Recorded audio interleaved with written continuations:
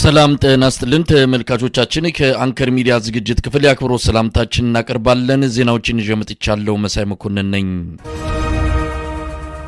አሁን ዘግይቶ በደረሰን ዜና የአብይ አህመድ አገዛዝ የወልቃይት ጠገዴ ሰቲት ሁመራ ዞንን ሊያፈርሰው እየተንቀሳቀሰ መሆኑን በመግለጽ ልሳነ ግፉዓን ለኢትዮጵያ ሕዝብ ጥሪ ያደረገ አብይ አህመድ በሰራዊቱ አማካይነት የወልቃይት ጠገዴ ሰቲት ሁመራ ዞንን ለማፍረስ የጀመረው እንቅስቃሴ በአስቸኳይ የማያቆም ከሆነ ሕዝቡ ነጻነቱን ለማስመለስ የጀመረውን ትግል አጠናክሮ የሚቀጥል እንደሚሆን ልሳነ ግፉዓን ሰሞኑን ባወጣው መግለጫ ታውቋል። ነገሮች የተበላሹ ነው። ህገወጥ ድርጊቶች በአገዛዙ የጸጥታና የፖለቲካ መዋቅሮች በስፋት እየተፈጸሙ ናቸው። በመስዋዕትነት የተገኘውን የህዝቡን ነጻነት የብልጽግናው አገዛዝ ለመንጠቅ በመከላከያ ሰራዊቱ በኩል የጀመረው የማፍረስ እንቅስቃሴ የህዝብ ቁጣ ሊቀሰቅስ እንደሚችል ነው ልሳነ ግፉዓን ያስጠነቀቀው። ለአንከር ሚዲያ በደረሰ መረጃ በወልቃይት ነገሮች በከፍተኛ ሁኔታ እየተቀየሩ ናቸው። በወልቃይት ጠገዴ ጠለምት ተጽዕኖ ፈጣሪ የሆኑ የህዝቡን መብት ለማስጠበቅ አቅም ያላቸው ወጣቶችና ባለሀብቶችን የማሳደድና አካባቢውን እንዲለቁ የማድረጉ እንቅስቃሴ በስፋት እየተካሄደ ነው። አያሌ ወጣቶች ወደ እስር ቤት ተወስደዋል። በርካቶችም አካባቢውን ጥለው ወደ አጎራባች ክልሎችና ወደ ኤርትራ መሰደዳቸውም እየተነገረ ነው። ኮሎኔል ደመቀ ዘውዱ በኃላፊነት የሚገኙበት የወልቃይት ጠገዴ ሰቲት ሁመራ ዞን አስተዳደር ነገሮች ከእጅ እስኪያመልጡና የህዝቡ ነጻነት እስኪነጠቅ ድረስ በዝምታ መመልከታቸው ግራ የሚያጋባ ነው ብለዋል። ለአንከር ሚዲያ መረጃውን ያቀበሉ አንድ የዞን አስተዳደር አመራር የተከዜ ዘብ በሚል የተቋቋመው ጠንካራ ኃይልን እየሸረሸረ አካባቢውን ወደ ቀድሞ የባርነት ዘመን አሳልፎ በሚሰጠው የአብይ አህመድ አገዛዝ ላይ ምንም አይነት የተቃውሞ እንቅስቃሴ እያደረጉ አይደለም በሚል የወልቃይት ጠገዴ ሰቲት ሁመራ ዞን አስተዳደር አመራሮችን የሚወቅሱት ስማቸው እንዳይጠቀስ የጠየቁ የዞኑ አንድ አመራር አባል ሁኔታው በዚሁ ከቀጠለ የአካባቢውንም ሆነ የአፍሪካውን ቀንድ ቀጠና ወደ ለየለት ቀውስ የሚያስገባ ግጭት መፈጠሩ የማይቀር ነው ሲሉ ስጋታቸውን ይገልጻሉ። የወልቃይት ጠገዴ ጠለምት ልሳነ ግፉዓን በሰሞኑ መግለጫው የውጭ ሀገር ስጋትን ለመከላከል በጦር ካምፕ የተቀመጠው የአብይ አህመድ ሰራዊት ከተቋቋመበት ዓላማ ውጪ በህዝብ አስተዳደር ውስጥ በመግባት በወልቃይት ጠገዴ ሰቲት ሁመራ ዞን የአማራ ክልል አስተዳደር ውስጥ ጣልቃ ገብቶ እጅግ አሳሳቢ የሆነ መዋቅር የማፍረስ እርምጃ እየወሰደ ነው ሲል ገልጿል። የአብይ አህመድ ሰራዊት የዞኑን የጸጥታ መዋቅር በመጥለፍና በበላይነት በመውሰድ የዞኑን አስተዳደር ለማፍረስ ህገወጥ ድርጊት እየፈጸመ ይገኛል ብሏል። ልሳነ ግፉዓን የብልጽግናው መንግስት በሂደት እንደታየው ለህወሓት ራያና ጠለምትን አሳልፎ በመስጠትና በተፈናቃዮች ስም እስከነ ትጥቃቸው በመመለስ ስርዓት አልበኝነት እንዲሰፍን አድርጓል በማለት የሚገልጸው ልሳነ ግፉዓን ይህ የሚያሳየው ቀጣዩ ዕቅድ ወልቃይት ጠገዴን ለዓመታት በመከላከያ ሰራዊቱ አስተዳደር ስር ከቆየ በኋላ ህዝበ ውሳኔ ይካሄዳል የሚል እንደሆነ ጠቅሷል።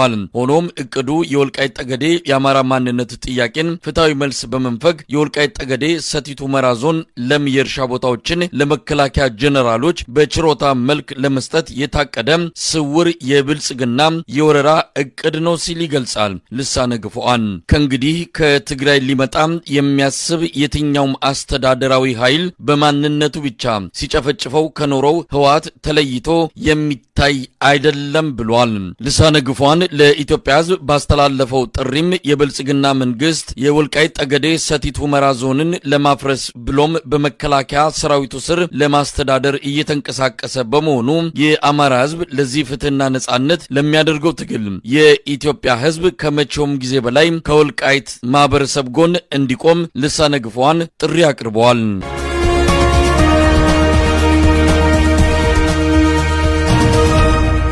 የ2018 ምርጫ ከመካሄዱ በፊት በርካታ የተቃዋሚ ፓርቲ አመራሮች፣ አክቲቪስቶችና የሚዲያ ባለሙያዎች እንደሚታሰሩ ታወቀ።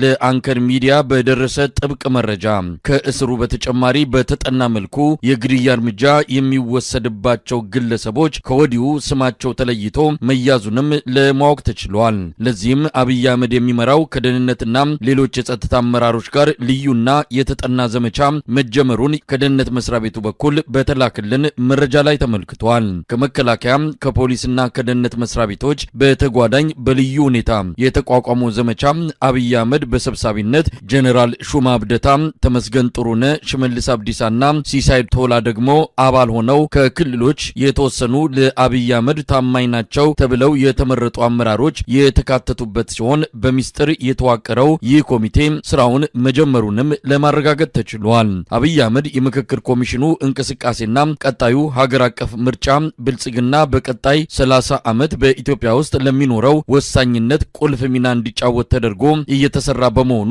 እንደ መንግስት ተረባርበን ተፈጻሚነቱን እውን ማድረግ ይገባል በማለት ላቋቋመው የዘመቻ ኮሚቴ ማብራሪያና የስራ መመሪያ መስጠቱም ተመልክቷል። በዚሁ በሚስጥር በሚካሄደውና ጠላትን በማንኛውም መንገድ የማስወገድ የሚል ተልዕኮ የተሰጠው ዘመቻ ዝርዝር እቅዶች እንዳሉትም ታውቋል። በጫካ የሚንቀሳቀሱ ተዋጊዎችን በተቃውሞ ስም ሀገር ውስጥ ከሚሰሩ ፓርቲዎችና በውጭ ሀገር ከሚገኙ አመራሮች ጋር በማቀናጀት የብልጽግና መንግስትን በህዝባዊ እምቢተኝነትና በትጥቅ ትግል ሊጥሉ እንደሆነ ደርሰንበታል የሚል ማብራሪያ የሰጠው አብይ አህመድ ጨከን ብለን እርምጃ ካልወሰድን እንደ ፓርቲ እንጠፋለን ሲል አስጠንቅቋል። የመጀመሪያው እርምጃ ከዲያስፖራና ከኤርትራ መንግስት ጋር በግልጽ የሚሆን በሚስጥር ይገናኛሉ ብሎ ብልጽግና የሚጠረጥራቸውን የፖለቲካ ፓርቲዎችና አመራሮች ፊት ለፊት ከሚገኙ አባላቶቻቸው ጋር በቁጥጥር ስር እንዲውሉ ማድረግና ክስ መስርቶ የምክክርና የምርጫ ወቅት እስኪያልፍ ማቆየት እንደሆነ የገለጸው አብይ አህመድ ስለዚህ እርምጃ ሲያብራራ ባለፈው ወቅት ከአማራ ብልጽግና አባላት ጋር በመተባበር አቶ በረከት ስምኦንን ክስ መስርተን ወደ ዘብጥያ ማውረዳችን ከትግራይና ከአማራ ወገን ሊደረግብን የነበረውን መቀናጀት ለመቁረጥና የህልውና ማስከበር ዘመቻውን በታቀደለት መንገድ ለማገባደድ አግዞናል። የ2013 ምርጫ ላይ ወደ ወህኒ ያወረድናቸው የፓርቲ አመራሮችም ምን ያክል እቅዳችንን ለማስፈጸም እንደረዱን ማስታወሱ ጠቃሚ ይመስለኛል በማለት ነበረ።